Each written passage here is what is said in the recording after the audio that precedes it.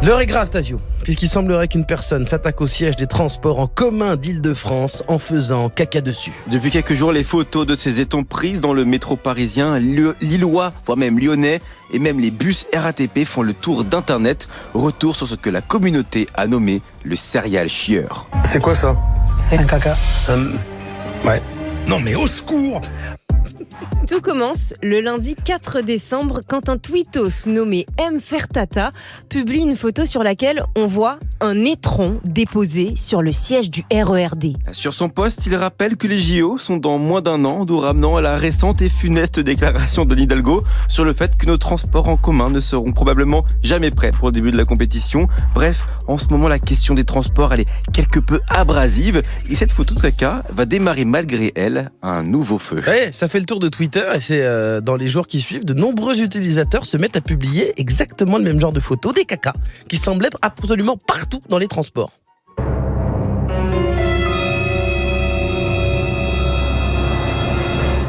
Les gens oscillent entre perte de foi en l'humanité et rire gras sur la situation. Ça devient une vraie tendance, si bien qu'une légende urbaine commence à naître. Et si tous ces cacas, partout dans les métros et bus en France, n'étaient l'œuvre en fait que d'une seule personne, le désormais nommé serial chieur. Bon, tout le monde sait que c'est juste une blague, quoi. En vrai, c'est pas juste une personne, c'est juste des gens qui sont pas civilisés. Mais j'ai demandé à Cyrine, qui a elle aussi publié une photo de caca devenue virale, de nous raconter un peu ce qu'elle pensait de tout ça. C'est un phénomène que j'appelle les serial chieurs. Et très clairement, ça remplace le phénomène qui s'est passé il y a quelques mois de ça avec les punaises de lit.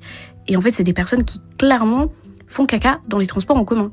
Et nous, utilisateurs, on doit faire attention à ça en fait. On va faire très attention à ça. Mais cette comparaison du phénomène serial chieur à celui des punaises de lit est super intéressante car on est sur un peu les deux mêmes genres de phénomènes internet selon moi. Ah oui, d'accord. En fait, je pense pas qu'il y ait d'un coup une recrudescence de personnes faisant caca dans les transports en commun.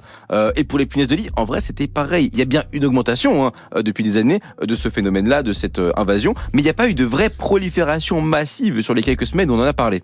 Ouais, en fait, ce qui se passe, c'est qu'Internet fait face à un immense biais cognitif qui s'appelle l'illusion de fréquence. Eh oui, un biais cognitif, c'est quand votre cerveau trompe malgré lui votre schéma de pensée. Et l'illusion de fréquence, c'est un exemple parfait de ça. En gros, l'illusion de fréquence, c'est comme le dit Wikipédia, après avoir remarqué une chose pour la première fois, vous avez tendance à la remarquer beaucoup plus souvent, ce qui vous conduit à croire qu'elle apparaît fréquemment. En d'autres termes, c'est parce que vous avez remarqué l'existence des caca dans le métro et des punaises de lit que vous avez eu l'impression d'en avoir vu partout, sauf que plein d'autres personnes sont dans la même situation que vous et donc ça crée un vrai phénomène médiatique. D'ailleurs, c'est pas la première fois que ce genre de biais cognitif provoque une tendance sur Internet. La saison dernière, tu nous avais parlé du syndrome qu'on appelle l'effet Mandela, par exemple. Ouais, en gros, l'effet Mandela, c'est le fait de se mettre à croire collectivement des choses qui ne se sont pas produites ou qui n'existent pas. Typiquement, si vous pensez que la mascotte du jeu Monopoly a un monocle, eh bien, vous vous trompez, comme plein d'autres personnes. Et ça, c'est un effet Mandela. C'est un biais qui a été très popularisé avec Internet, puisqu'il a été très accentué par Internet, et il y en a plein d'autres du même genre. Ouais, on peut aussi citer le très connu effet stressant qui a été popularisé aussi par les réseaux sociaux. C'est quand quelqu'un rend une information virale parce qu'il a attisé la curiosité des gens en voulant la cacher. J'ai envie de vous parler du biais de confirmation qui fait qu'on a tous tendance à privilégier des informations qui vont dans notre sens, et c'est ça qui crée les fameuses bulles de filtre ou le biais d'influence sociale qui, comme son nom l'indique, fait que vous allez plus faire confiance aux influenceurs parce qu'en étant célèbres, ils font partie d'une échelle sociale qui est supposément supérieure à la vôtre. Bref, avoir conscience de tous ces biais cognitifs, c'est super important pour prendre du recul sur nos pratiques et la façon dont on réagit à l'information, surtout à l'époque d'Internet où on en est bombardé constamment. Et j'avoue que je suis content d'arriver à finir cette chronique de cette manière, alors qu'à la base, on parlait quand même d'une histoire de caca. Voilà.